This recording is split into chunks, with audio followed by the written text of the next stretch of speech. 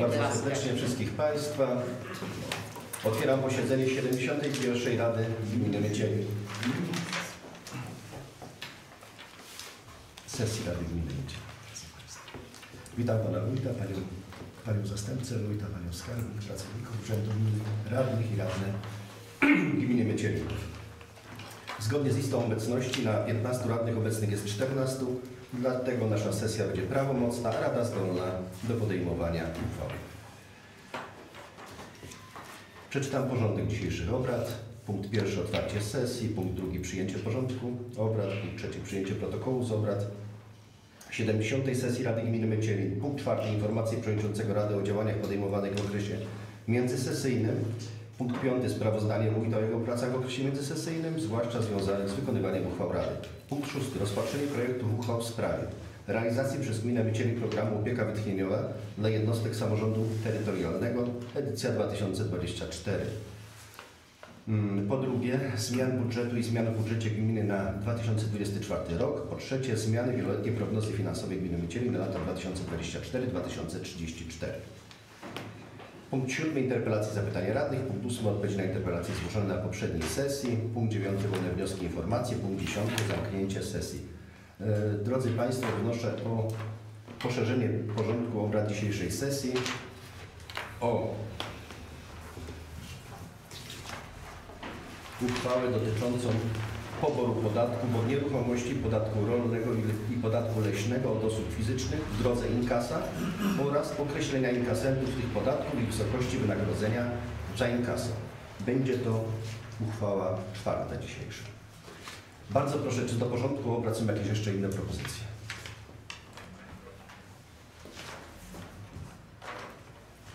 Jeśli nie ma innych propozycji, będziemy, drodzy Państwo, głosować. Kto jest za przyjęciem porządku obrad przedstawionym w innym kształcie? Kto jest za? Kto się wstrzymał? Kto jest przeciw?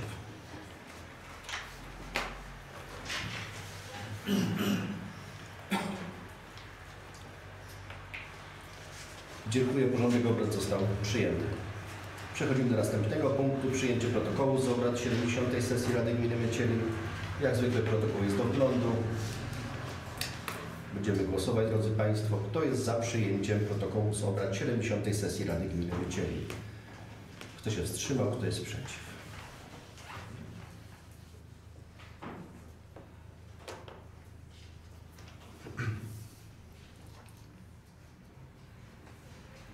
Dziękuję. Protokół został jednogłośnie przyjęty. Przechodzimy do punktu czwartego. Informacje przewodniczącego Rady o działaniach podejmowanych w okresie międzysesyjnym. Drodzy Państwo, jak zwykle po sesji, 2 czy 3 dni po sesji wszystkie uchwały zostały podpisane i wysłane do wojewody wielkopolskiego oraz do Regionalnej Izby Obrachunkowej. Jeszcze są jakieś pytania? Proszę. Jeśli nie ma, przechodzimy do punktu następnego. Sprawozdanie wójta o jego pracach w okresie międzysesyjnym, zwłaszcza związanych z wykonywaniem uchwał Rady. Bardzo proszę, Panie Wójcie. Dziękuję pięknie. Szanowni Państwo, w okresie od ostatniej sesji do dnia wczorajszego wydano 8 zarządzeń wójta gminy, w tym pierwsze w sprawie przeprowadzenia konsultacji społecznych dotyczących projektu założeń do planu zaopatrzenia w ciepło, energię elektryczną i paliwa gazowe dla gminy Mycieli na lata 2024-2038. Kolejne w sprawie zmian budżetu i zmian w budżecie gminy na 2024 rok. Kolejne w sprawie zatwierdzenia rocznego sprawozdania finansowego oraz przeznaczenia zysku samorządowej instytucji kultury Biblioteki Publicznej Gminy Mycieli z filią w Dzierpinie za 2023 rok. Kolejne w sprawie udzielenia kierownikowi Gminnego Ośrodka Pomocy Społecznej w Mycielinie pełnomocnictwa do realizacji programu Ministra Rodziny, Pracy i Polityki Społecznej Opieka Wytchnieniowa edycja 2024. Kolejne w sprawie ustalenia stawki za 1 km przebiegu samochodu osobowego nie będącego własnością pracodawcy wykorzystywanego w podróży służbowej. Kolejne w sprawie ogłoszenia naboru na wolne stanowisko urzędnicze do spraw promocji kultury i środowiska w Urzędzie Gminy Mycieli. Kolejne w sprawie wyznaczenia pracowników w Urzędzie Gminy Mycieli do udzielenia pierwszej pomocy oraz wyznaczenia wykonywania czynności w zakresie ochrony przeciwpożarowej i ewakuacji pracowników. I kolejne w sprawie zwrotu kosztów poniesionych na zakup okularów lub szkieł kontaktowych korygujących wzrok pracownikom zatrudnionym na stanowiskach wyposażonych w monitory ekranowe. Jak już wspomniał Pan Przewodniczący, przekazano do nadzoru prawnego w wojewódzie wielkopolskiemu 8 uchwał Rady Gminy, w tym jedna została przekazana do publikacji w Dzienniku Urzędowym, a 3 przekazano do nadzoru Regionalnej Izby Obrachunkowej w Poznaniu. Podpisano umowy z Przedsiębiorstwem Oczyszczania Miasta EKO na odbiór i zagospodarowanie odpadów komunalnych z boisk przy Szkole Podstawowej w Miecielinie z boiska Orlik. Wartość umowy to 76 zł netto miesięcznie. Krymarys Marcin, Krymarys Zanuta, Zakład Usług Poligraficznych na druk, zabezpieczenie w procesie druku, zapakowanie i dostawa kart do głosowania do siedziby Urzędu Gminy w związku z wyborami do Rady Gminy i wyborach do wójta gminy Miecieliny. Wartość umowy 3060 zł brutto. Z firmą WDI Biuro Projektów i Nadzoru Budowlanych wykonanie dokumentacji projektowo-kosztorysowej dla inwestycji polegającej na modernizacji budynku szkoły podstawowej w Dzierżbinie Kolonii. Wartość umowy to 60 000 zł brutto. Z przedsiębiorstwem Sadeko Mirosław Nowak z Poddębic na opracowanie programu funkcjonalno-użytkowego na operacji pod nazwą rozbudowa i modernizacja oczyszczalni ścieków w Miecielinie oraz modernizacja przepompowni ścieków w Korzeniewie. Wartość umowy to 50 000 zł bez 50 groszy. I z wojewodem wielkopolskim na dotację celową na realizację bezpłatnego gminnego przewozu pasażerskiego dla wyborców na dzień wyborów w dniu 7 kwietnia. I wartość umowy 4200 zł. Trwa budowa przedszkola w Miecielinie oraz przebudowa drogi w miejscowości Korzeniew. Jak już tutaj wspomniałem, z podpisanych umów zlecono opracowanie dokumentacji na przebudowę budynku szkoły podstawowej w Dzierżbinie Kolonii oraz zlecono opracowanie programu funkcjonalno-użytkowego dla przebudowy oczyszczalni ścieków w Miecielinie. Przeprowadzono postępowanie przetargowe na budowę drogi oraz placu zabaw w miejscowości Bogusławice. Wpłynęło 7 ofert na 3 zadania. Najtańsza oferta na budowę drogi w miejscowości Bogusławice to kwota 1 502 454 zł. Na budowę placu zabaw oraz boiska sportowego oraz drogą dojazdową wzdłuż bloków i wiaty na placu przy blokach. Najtańsza oferta to kwota 797 038 zł oraz modernizacja oraz doposażenie świetlicy wiejskiej kwota 316 793 zł. Łącznie te 3 najtańsze oferty opiewają na kwotę 2 615 836 zł i 27 groszy. Jak już Szanowni Państwo wspominałem na poprzedniej sesji Rady Gminy, w miesiącu marcu przeprowadzone zostały wybory sołeckie w naszych miejscowościach, podczas których zmiany na stanowisku sołtysa nastąpiły w 4 miejscowościach. To jest Aleksandrów, Kościelec, Dzierżbin oraz Teodorów. Chciałbym jeszcze raz bardzo serdecznie podziękować wszystkim sołtysom za dotychczasową pracę, zarówno tym ustępującym oraz tym, co nadal pełnią swoje funkcje, i prosić o Wasze wsparcie, o Waszą pracę na kolejnej kadencji 5-letniej. Dodam jeszcze, że ogłoszono postępowanie przetargowe na odbiór i transport odpadów komunalnych od mieszkańców naszej gminy. Jest to przetarg unijny na 3 lata. Termin wpływu ofert to 28 kwietnia. Dziękuję bardzo. Dziękuję Panu Wójtowi za sprawozdanie. Czy są jakieś pytania do tego sprawozdania? Proszę bardzo. Jeśli nie ma pytań, drodzy Państwo, przechodzimy do punktu następnego. Punkt 6. Rozpatrzenie projektów uchwał. Realizacji przez Gminę Miecielin programu Opieka Wytchnieniowa dla jednostek samorządu terytorialnego, edycja 2024. Proszę bardzo o przedstawienie projektu Pani Paweł. Dziękuję. W związku z przystąpieniem Gminy Miecielin do programu Opieka Wytchnieniowa dla jednostek samorządu terytorialnego edycja 2024 konieczne jest podjęcie uchwały w sprawie realizacji wyżej wymienionego programu. Opieka wytchnieniowa ma za zadanie odciążyć opiekunów m.in. poprzez zapewnienie im wsparcia w wykonywaniu dotychczasowych obowiązków lub zapewnienie zastępstwa, dzięki któremu opiekunowie zyskają czas dla siebie. Świadczenie usługi opieki wytchnieniowej wpisuje się dodatkowo w realizowane w ramach ustawy o pomocy społecznej usługi opiekuńcze i specjalistyczne usługi opiekuńcze. Realizatorem programu w gminie Mycielin będzie Gminny Ośrodek Pomocy Społecznej. Program będzie finansowany z Solidarnościowego Funduszu Wsparcia Osób Niepełnosprawnych. Mając na uwadze powyższe, podjęcie uchwały uznaje się za konieczne i uzasadnione. Dziękuję. Dziękuję Pani za przedstawienie projektu. Czy są pytania?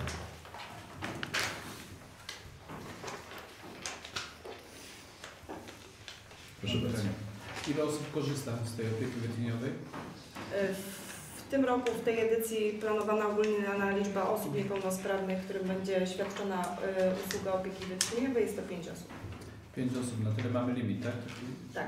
Znaczy na tyle osób się zgłosiło i na tyle osób wnioskowaliśmy o przyznanie. A jeszcze pytanie takie, a ile osób takich z tą pełną niepełnosprawnością, co by się kwalifikowało, mamy na terenie gminy? Oj, nie mamy. Chyba nie mamy takich danych. Nie mamy takich danych. No, było ogłoszenie na BIP-ie, także mogły się osoby zgłaszać. A jak jest w Mamy stosunku do ubiegłego roku? To samo. To samo. Czyli te same Ta osoby, sama tak? osoba, tak. No. I nie dochodzi. Zgłaszają się osoby, ale no nie są uprawnione, bo nie posiadają orzeczenia. A co jeżeli by przykładowo była większa ilość tych osób, no to wtedy zgłosi się, bo przykładowo zgłosi się 10 osób. No to zapotrzebujemy na kolejne godziny. Aha, i wtedy Tylko jest szansa, że te osoby mogą... Znaczy my mamy też okres, na który możemy składać te zapotrzebowania do wojewody. A jakie I to są? zgłosiło się 5 osób. Do końca marca bodajże był czas na... To było związku. No bo to są też określone środki, tak? Tak, Rozumiem. tak. W zależności ile osób, tyle mamy przyznanych środków. A na czym to polega, ta pomoc? Na wsparciu osoby, która sprawuje bezpośrednią opiekę nad osobą niepełnosprawną. Czyli jakieś zakupy, czy konkretnie? Osoba, która wymaga wsparcia, no przychodzi osoba, która pełni tą funkcję opiekuna i osoba, która bezpośrednio zamieszkuje z osobą niepełnosprawną, może w tym czasie sobie załatwić jakieś, nie wiem, sprawy, zakupy. Czyli to sprawy.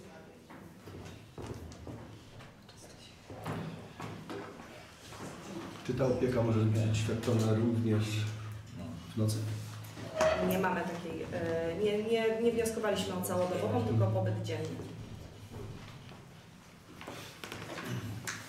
Czyli temat zamykamy tegoroczny, bo do końca marca zawsze trzeba zgłosić. Tak?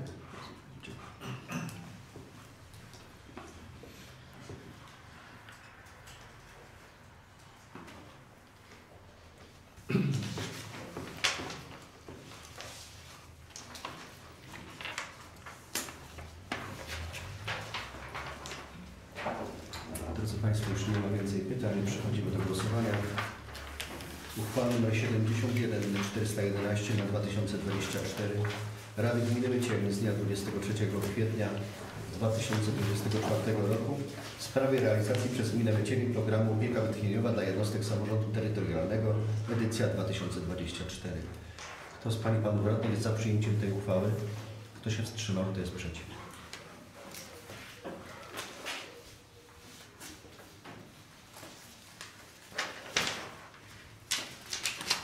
Dziękuję. Uchwała została podjęta jednomyślnie. Przechodzimy do następnego projektu. Zmian budżetu i zmian w budżecie gminy na 2024 rok. Prosimy Panią Skarbnik. Dziękuję. Szanowni Państwo, jeżeli chodzi o zmiany budżetu na ten rok, zwiększa się plan dochodów o kwotę 14 000 złotych. Jest to dotacja przyznana, dotacja celowa z powiatu kaliskiego na dofinansowanie zadań bieżących i dotyczy remontu części operacyjnej Strażnicy OSP w Dzierżbinie. O tą całą kwotę zwiększa się również plan wydatków o 14 000, czyli paragraf remontowy na wyżej wymieniony cel. Dodatkowo plan wydatków zwiększamy jeszcze o kwotę 158 000 na zadania inwestycyjne. Po przetargu, po rozstrzygniętym przetargu na zadanie Bezpieczna droga i bezpieczny plac zabaw w nowej odsłonie w miejscowości Bogusławice należy zwiększyć wartość wkładu własnego do inwestycji. I tak, o 80 000 roboty budowlane i nadzór na przebudowę drogi, o 25 000 roboty budowlane oraz nadzór na przebudowę świetlicy oraz 53 000 również roboty budowlane oraz nadzór budowa placu zabaw. Pozostałe zmiany, jeżeli chodzi o plan wydatków, są to przeniesienia bieżące w Urzędzie Gminy oraz w Gminnym Ośrodku Pomocy Społecznej, między innymi przeniesienia dotyczące rozdziałów, dotyczy wkładu Polskiego Ładu do zadania Bezpieczna droga i bezpieczny plac zabaw w nowej odsłonie w miejscowości Bogusławice. Plan wydatków zwiększamy o 158 000 więcej niż plan dochodów, dlatego też zwiększy nam się deficyt o tą kwotę i będzie wynosił 7 304 733 zł i 16 groszy. Będzie on uzupełniony, ten deficyt, wolnymi środkami, które gmina posiada. Na ten moment, jeżeli chodzi o zmiany w budżecie, to wszystko. Dziękuję za przedstawienie projektu. Czy są zapytania? Ja mam pytanie.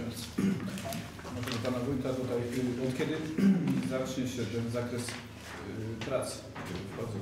Są już umowy podpisane? Nie no, mówię jeszcze, podejmujecie Państwo dzisiaj uchwałę zwiększającą środki na to zadanie, no bo na chwilę obecną mamy 2,5 miliona, jak już wspomniałem w swoim sprawozdaniu, kwota najniższej ofert to jest ponad 2 600 000, to musimy dołożyć brakujące środki i wtedy będziemy mogli podpisać umowę na te 3 zakresy zadań, które były objęte przetargiem. Bo to są osobne firmy na każde zadanie.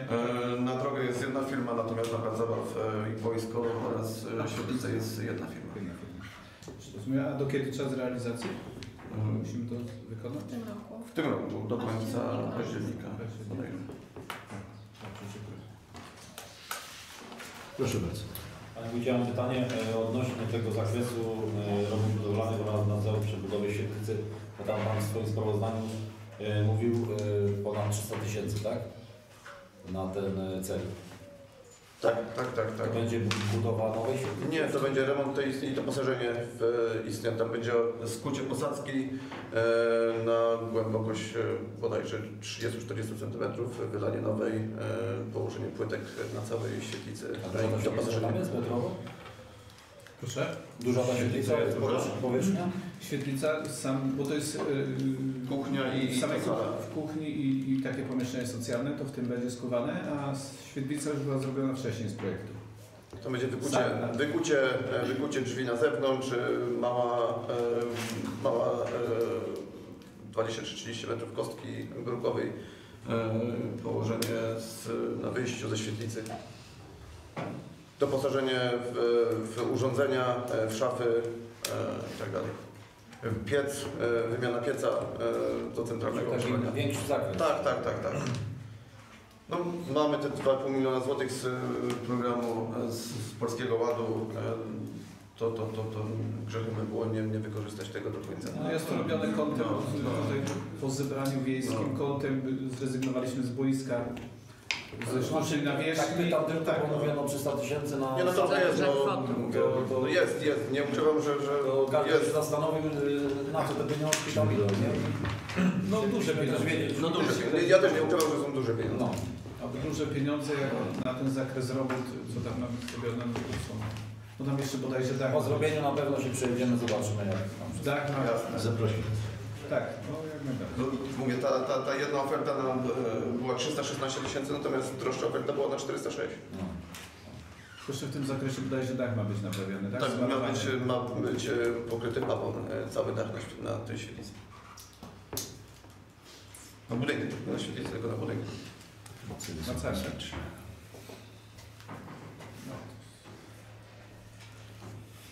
Dziękuję.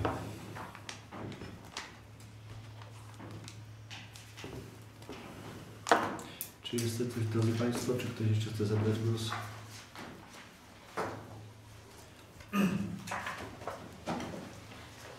Jeśli nie ma więcej pytań, przechodzimy, drodzy Państwo, do głosowania.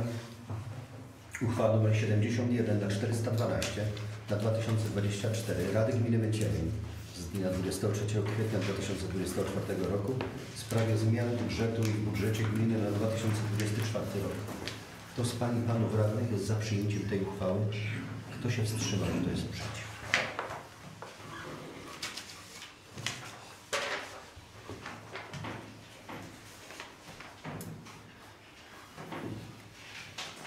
Dziękuję. Uchwała została przyjęta jednogłośnie. Przechodzimy do następnego projektu uchwały. Zmiany wieloletniej prognozy finansowej gminy Mycielin na lata 2024-2034. Proszę Państwa. Dziękuję. Szanowni Państwo, jeżeli chodzi o zmiany w wieloletniej prognozie finansowej, obejmuje ona zmiany uchwały dzisiejszej, jak również zmiany wprowadzone 4 kwietnia zarządzeniem wójta gminy Mycielin. Zmiany polegają na wprowadzeniu zmian w załączniku nr 1, czyli dostosowanie planu dochodów, wydatków. Dochody zwiększają się o 376 922 zł, a kwota wydatków o kwotę 534 922 zł. Wynik tutaj zmieni się wcześniej wspomniany w uchwale na kwotę 7 304 733 zł i 16 groszy. Zwiększy się on o kwotę 158 tysięcy. Kwota długu się nie zmieni. Zmienią się za to w załączniku nr 2 przedsięwzięcia. Dokłada się nowe przedsięwzięcie o nazwie Świadczenie usług audytu wewnętrznego w latach 24-25 i w 2024 roku zabezpieczana jest kwota 16 tysięcy i w 2025 roku również 16 tysięcy. Zmianie ulega również wartość przedsięwzięcia Bezpieczna Droga i Bezpieczny Plac Zabaw w nowej odsłonie w miejscowości Bogusławice. W związku ze zmianami w uchwale budżetowej poprzedniej, także zwiększamy w roku 2024 wartość inwestycji o kwotę 158 tysięcy złotych. W tym roku ma się ta inwestycja zakończyć. Jeżeli chodzi o zmiany w wieloletniej prognozie, to wszystko. Dziękuję. Dziękuję za przedstawienie projektu. Czy są jakieś pytania?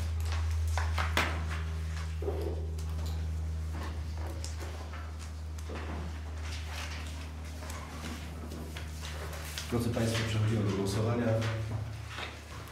Uchwała nr 71 na 413 na 2024 Rady Gminy Mycielin z dnia 23 kwietnia 2024 roku w sprawie zmiany wieloletniej prognozy finansowej gminy Mycielin na lata 2024-2034. Kto z Pań i Panów Radnych jest za przyjęciem tej uchwały?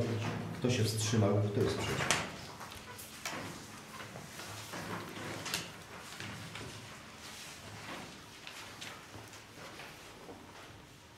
Dziękuję. Uchwała została podjęta jednogłośnie. Drodzy Państwo, przechodzimy do ostatniego projektu uchwały w dniu dzisiejszym w sprawie poboru podatków od nieruchomości, podatku rolnego i podatku leśnego oraz osób fizycznych w drodze inkasa oraz określenia inkasentów tych podatków i wysokości wynagrodzenia za inkasę. Uchwałę przedstawi Pan Wójt. Bardzo proszę, projekt. Dziękuję bardzo.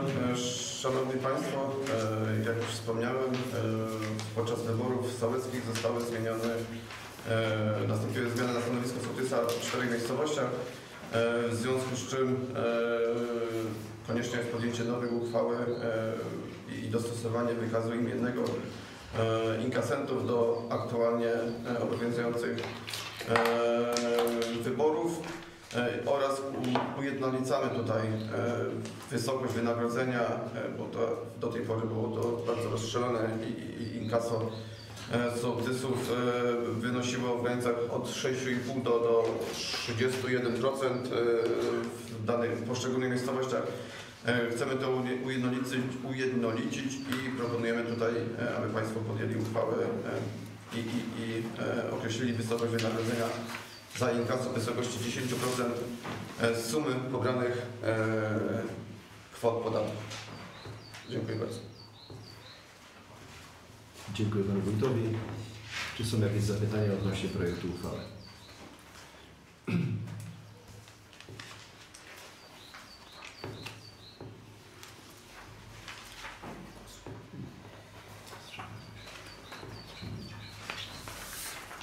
Jeżeli można, Proszę bardzo.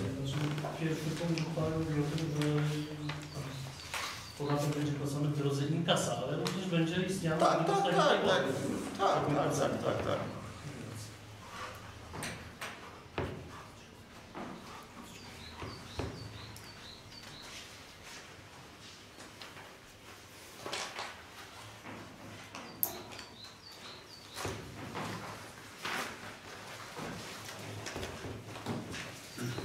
Drodzy Państwo, może tylko przytoczę osoby, które zostały sołtysami. Tam, gdzie nastąpiły zmiany.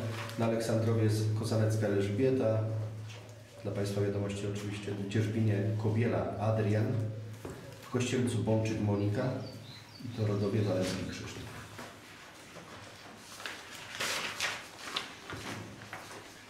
Drodzy Państwo, jeżeli nie ma więcej pytań co do projektu tej uchwały, będziemy głosować. Uchwała nr 71 na 414 na 2024 Rady Gminy Mycieleń z dnia 23 kwietnia 2024 roku. Poboru podatków od nieruchomości, podatku rolnego i podatku leśnego od osób fizycznych w drodze inkasa oraz określenia inkasentów tych podatków i wysokości wynagrodzenia za inkasę. Kto z Pań i Panów Radnych jest za przyjęciem tej uchwały? Kto się wstrzymał? Kto jest przeciw?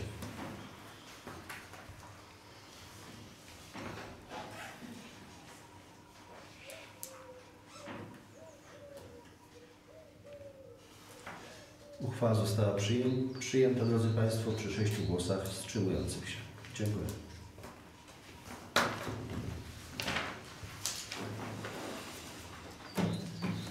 Przechodzimy do następnego punktu. Interpelacja, zapytania radnych. Przypominam o składaniu na piśmie, jeżeli takowe są. Punkt 8. Odpowiedzi na interpelację zgłoszoną na poprzedniej sesji. Nie było interpelacji składanej na piśmie. Punkt 9. Wolne wnioski, informacje. Bardzo proszę. Proszę. Panie Wójcie, co do tego odcinka drogim przy Ralnie, no to już tam Pan na komisji tutaj powiedział. Chciałem się zapytać a propos, to znaczy może inaczej, na tym zakręcie, bo to i tak nie będzie ta droga robiona na tym łuku tutaj koło, co będzie koniec asfaltu, te wyrwy, to jest droga powiatowa, niech też starałem się, to i koło przedszkola, bo my to zgłaszamy, a tam nic nie jest, że tak powiem, robiona. No już teraz te kałuże, coraz mniej tych kałuż jest, to można już te łuki zrobić, bo naprawdę wiemy, że ta droga nie będzie teraz w tej kolejności robiona. Także no chociaż te najgroźniejsze takie fragmenty tych... Bądźmy dobre myśli. No, bądźmy dobre myśli, więc no już tutaj nie zadałem tego pytania, bo już Pan Wójt objaśnił to na komisji, że są złożone tam wnioski i sprostowania jakieś tam co do finansów. I jeszcze chciałem się zapytać, jak wygląda sprawa tego przepustu tam, co dostaliśmy te pieniądze. Jest zlecone opracowanie dokumentacji kosztorysowo-projektowej. Będziemy to ogłaszać przetarg. Czyli najpierw przetargi. No, znaczy najpierw musimy mieć dokumentację i jak będziemy mieli dokumentację, to wtedy możemy czy to zapytania ofertowe, czy przetarg. Dziękuję. Proszę bardzo, Pani. Ja mam jedną sprawę, dotyczy to poboczy dróg, żeby uzupełniać, bo jechałam na przykład na Ludonkach, na jednym łuku już jest asfalt wyłamany, po prostu trzeba będzie naprawić już jedno i drugie, żeby na całym obszarze moich tych dróg należy pode mnie, żeby tak pouzupełniać te pobocze. A druga sprawa dotyczy uwag mieszkańców niepełnosprawnych w Dzierżbinie, żeby w następnym wyborach dostosować ten lokal wyborczy do ich potrzeb. Po prostu oni nie mogli zagłosować z tytułu tego, że nie mieli tam dostępu takie są uwagi po prostu. Wysłuchałam to jako radna, dlatego zgłaszam. I rzeczywiście, bo ja wieszałam lokale dostosowane, tylko dzierżbił nie był dostosowany do niepełnosprawnych. Chociaż tam z tyłu była szansa. Nie wszystkie lokale są dostosowane do osób niepełnosprawnych, jest połowa lokali wyborczych musi być dostosowane do głosowania dla osób niepełnosprawnych, ale przecież No tam nie jest... dzierżbił nie był, po prostu są schody wysokie. A trzecia sprawa to mamy, z tego co wiem, nasza część gminy ma nowego dzielnicowego i jeżeli po zaprzysiężeniu radnych i będą komisje, to proszę o zaproszenie nowego dzielnicowego, bo mamy nowego dzielnicowego. No to już było mówione na poprzedniej komisji bądź sesji, no i było powiedziane, że jeżeli po zaprzysiężeniu, to będziemy organizować spotkanie z komendantem ze Stawiszyna oraz z dzielnicą. No dobrze, dziękuję. Proszę bardzo. Chciałam też zgłosić od strony Korzeniewa, w stronę tutaj szkoła, jest też wyrwa na drugim skrzyżowaniu po prawej stronie i dobrze by było, bo tam auta też zjeżdżają, nie? Na pobocze i też są takie dość duże dziury. I jeszcze mam pytanie odnośnie tego mostu na Tołrowie. Coś tam wiadomo? Rozmawiamy cały czas z sołtysem i tam z rolnikami. Myślę, że w ciągu tam 2 tygodni, 3 się uda coś w tym kierunku zrobić. Radny Wawrzyk. Chciałem się zapytać, jak wygląda uzupełnianie na drogach gminnych, tak zwaną tam drogę od wieży do lasu i tak zwaną drogę Stawiszyńską. Będziemy te drogi równać. Zrobiliśmy tam niemałe.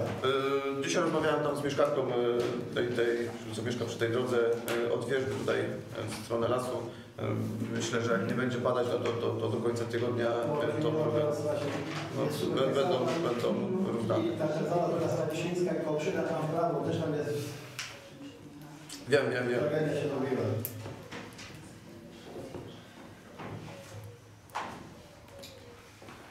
Dziękuję. No co, drogi to wszystko.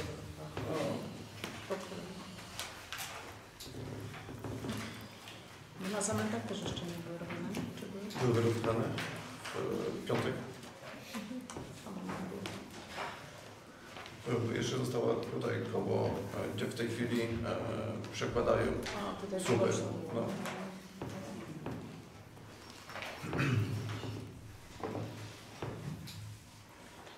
Jeżeli nie ma, proszę, to jeżeli nie ma więcej pytań, uwag, no to Szanowni Państwo, 7 kwietnia odbyły się wybory. Byłem sam na stanowisko wójta gminy. Dziękuję wszystkim mieszkańcom za głos oddany na moją osobę. Z niektórymi z Państwa radnych już się nie spotkamy w następnej 5-letniej kadencji. Chciałbym wszystkim Państwu, a również szczególnie Państwu, którzy się nie dostali nie otrzymali mandatu radnego, podziękować za te 5,5 roku wspólnej pracy, współpracy, dyskusji, telefonów, zapytań. Myślę, że ten kontakt jakoś właśnie nie urwie, bo telefonu nie zamierzam zmienić i numeru telefonu przynajmniej nie zamierzam zmienić i jestem do Państwa dyspozycji. Dziękuję pięknie za te ostatnie 5,5 roku pracy dla swoich mieszkańców i dla gminy Cielin.